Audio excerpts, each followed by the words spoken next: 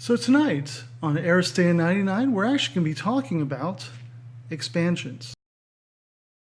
So when looking at the two different Facebook groups I'm in for Aristeia, as well as seeing forum threads at places like Go to Online, even on a Discord channel, occasionally what I will see is people asking like, hey, I just got the game, I love it, it's great, what's next? So there's kind of for me at least, there's kind of an easy upgrade path when you get the core box and you're asking, what's next? What do I want? Now, 2019 had 4 expansions, and each expansion having 4 characters each. 2019 had, was supposed to have 4 expansions of 2 characters each, but due to scheduling, for whatever reason, it went to being 3 expansions with 2 characters each, with the 4th one delayed until 2020. Now, with so many options, and honestly, it's very rather forgiving, I think, for the kind of game that it is. It's easy to wonder, what next? So, in my personal opinion, take this with a grain of salt. So the first expansion, if you've fallen in love with Aristeia to get, would be the 2018 Soldiers of Fortune. It comes with Hannibal, Lakshmi, Valkyrie, and Senior Massacre, who may or may not sound like Ryan Reynolds. The reason for this is simple, actually. Soldiers of Fortune is a very straightforward expansion. And I think of all the expansions out there, it's probably the quickest one to come to grasps with. Valkyrie is a big, hard-hitting attention grabber with a nice control aspect or very easy combinations. Senior Massacre is just ridiculous fun, but again, fairly straightforward in terms of you want to get in there, you want to taunt people because it gives you a buff on your attack, and he's got some nice movement hijinks. Hannibal makes everybody better. That's kind of his shtick, and the fact that he lets other characters act on his turn to an extent is really huge. That's a big thing in this game, I'd say. And of course, then you have Lakshmi, who can not only debuff enemy characters, she can also buff friendly characters, giving that focus token that they can spend on, focus, getting a yellow, or that they can go ahead and use just to clear off a state is actually really big. I really like Soldiers of Fortune. It's a very solid, easy to understand expansion. Next up, I would go with Smoke and Mirrors. So you have Padre Mendoza, you have Muter, you have Cosmo, and finally you have Tao Wu. Now they're a little less direct, I suppose, primarily because of, say, Tao Wu, but they're all great characters. Padre Mendoza is a fantastic healer with a very strong deterrent element. When he's close to enemies, he's putting fire on them. He has a passive heal that just happens, not to mention his switch is a heal. These things all kind of stack together. He's pretty easy to use. Cosmo is a lot of fun. Is great for doing a number of things. Into the Hexadome actually classifies her as a tank, and you can use her as such because she does help prevent damage. And adding in Smoke to the game gives a lot more interesting options for team composition. Finally, there's also Tao Wu. Now, I feel he's more of an advanced character, and you have to understand him a bit before you add him onto a team. But the ability to draw cards off your opponents where they have to discard, discard, discard for a great number of actions is a very, honestly, it's scary for a lot of players. And he doesn't give a tactics card when you send him to the infirmary. He's got some nice control elements, but he's not that far of a leap at that point. This would be your second expansion. I think you'd have a hang of it. It's a good next move. Now, this next third expansion I would suggest getting might, please feel free to disagree with this, I think might surprise some people, but I'm going to go ahead and say that the legendary Bahadur expansion would be the great third edition. You have three solid characters that are great solo on their own, and that kind of takes a little bit of pressure off the rest of your team, or you can double up and build upon those abilities with Final Boss, with Shona, CrossFit Queen, with Corey Queen, and of course we can't really talk about Legendary Bahadurs without talking about Oberon, who has probably one of the most frightening states in the game, Silence, where he can actually stop one of your abilities, period. You can't use it, something on your card you normally would be enjoying, you can't use it for a round. And that's kind of a hard no to a number of things and can really mess with the way players use characters they're used to and that they're familiar with. But they're all really good. Shona is a little tricky with her positioning. You do want to be aware of that. There's a definite preference she has, and ways to get that preference being two spaces away. So you've got that. Then from there, really, I think the fourth and coincidentally the last of the 2018 expansions I'd recommend would actually be Human Fate. Now, there's a reason for this, though, is I personally feel that they're a little more complex than a lot of the other characters and a lot of the other expansions. And I think you need to have some more time under your belts if you're not an advanced gamer, such as, say, Bonsai Zap or Primus, someone like me. They're really interesting characters. They're great characters, but they take some time to come to grips with. So that's Prism, that's Eclipse, Bixie, and Dart. For instance, Dart, one thing that's not obvious with her is she's better the second round than she is the first, because she has to wait to get hidden onto her before she really blooms. I find that if you pick Eclipse, I love her. I think she's great. I don't use her very well. A lot of what makes her interesting is dependent on you or your opponent or both making more use of states.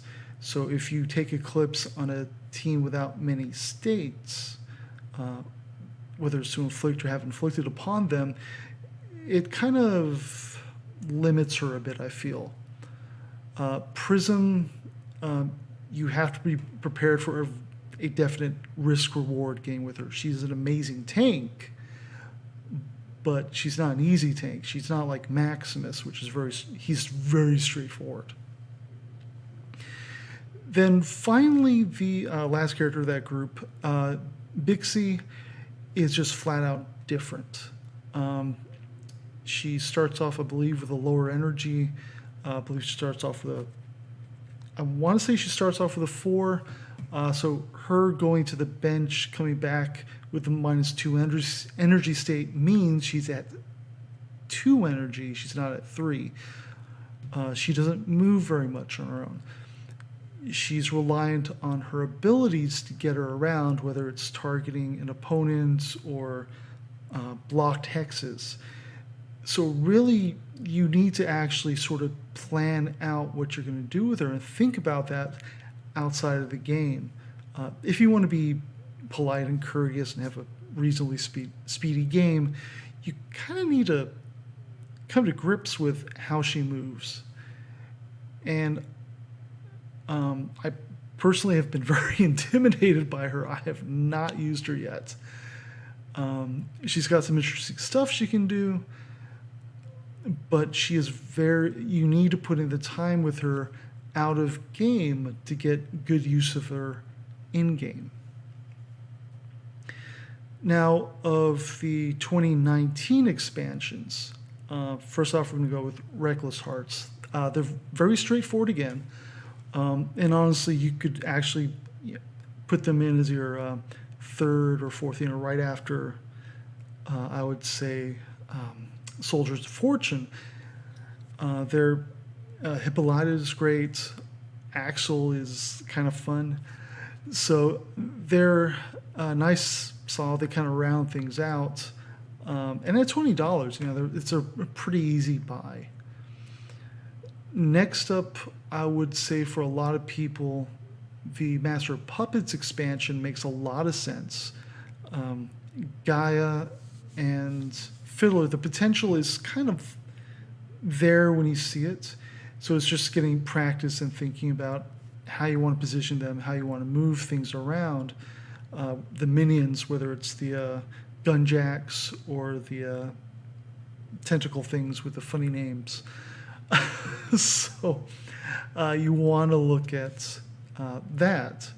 And, it's kind of, once you start getting a feel for that and how to use them, I think they would make really good additions to many teams depending on the scenario, especially Gaia.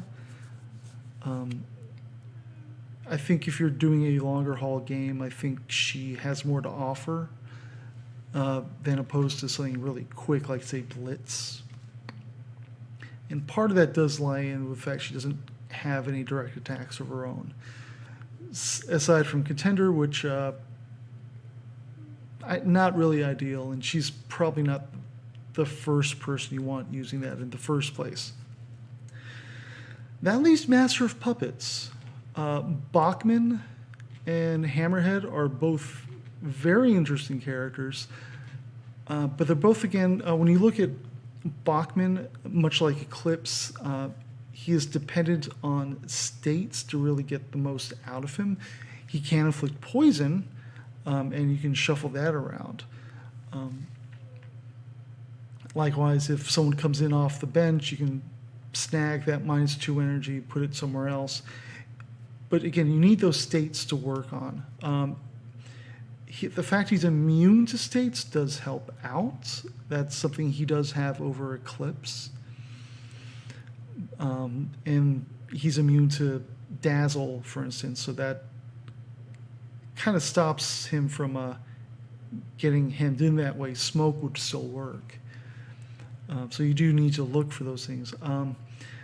What I would also say, though, is when you get to Hammerhead, the two of them synergize very well, which is very good if they're on the same team. But with Hammerhead, you do need to think about positioning, much like Shona Corona. He's a little finicky about what range. He doesn't like to be too close to people. And the way he's used as a big monster, I think, well, it's primarily when he venoms up. When he's there using the steroids, he's getting juiced up. You are having to play a very directly impactful risk-reward game.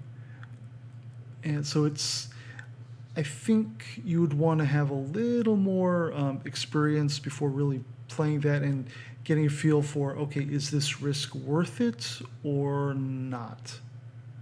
So there's one more expansion coming out soon. I don't know the name. I don't know what's in it. So we'll have to cover that later on. Other things you may want to consider: second pair of dice. I mean, honestly, I tell people to get that when they get the game in the first place. each player having their own set of dice is very nice, especially because Aristeia is dependent on opposed die rolls. So you've got one, they've got one, everyone's happy, it keeps the game going quickly. The advanced tactics decks with both TACCOM and Sterling Forge, ours are in order. We should hopefully be getting them soon. Really getting those, I think, would be a lot of fun. Especially the more you've got built in, the more games you've played, I think those will pump in a nice bit of variety. You'll want to get 2 sets, just because one for one player, one for the other. I think they kind of pack it the way they do on the assumption that someone's going to buy their own, and everyone gets their own. So I know I'm getting 2 for my set of Aristeia. Keep a Hooligan's getting 2 as well for his. So we're kind of all covered there. We got the neoprene mat. You see us playing on it pretty much every week now. It is fantastic. It stays in place very nicely, which is great. The miniatures stay on there quite nicely. It's just, I really can't speak highly of it enough. So that's the default one. There's a new neoprene mat, Shaif Traders or something like that. There's not one for the B side of the normal game board, which I'm hoping they will introduce that sooner than later. But really, once you've played on the neoprene mat, you kind of don't want to use the normal game board, even though it's really nice. It's just a much more pleasant experience. And it rolls up, which is nice. So if you want to really get into it, they have alternate sculpts for existing characters. Corvus Belli actually works with a lot of different companies, and they make licensed accessories, custom meeple, and all these others. And just go to their website. I think it'd be store.corvusbelli.com, and you can actually check out just a whole lot of stuff, ranging from tokens to custom bases to just all sorts of stuff. So really, that's it. What do I get after the core game? Absolutely, we're gonna go again. We're gonna Soldiers of Fortune. Right after that, Reckless Hearts would be good, but I would definitely want to put in Smoke and Mirrors, Legendary Bahadurs, Human Fate. Then you can go into the nice 2019 entries, Master of Puppets, and also the Chemical Brothers. And again, Reckless Hearts being the first one of those if you didn't get it earlier on. So that's it for this week. You can see me right now. Obviously, I'm in the Shameless Mayhem studio, so I'll be here for a while. We'll be setting up and trying to improve the Aristeia 99 series as we go along. Looking forward to it. Thank you very much, and talk to you soon.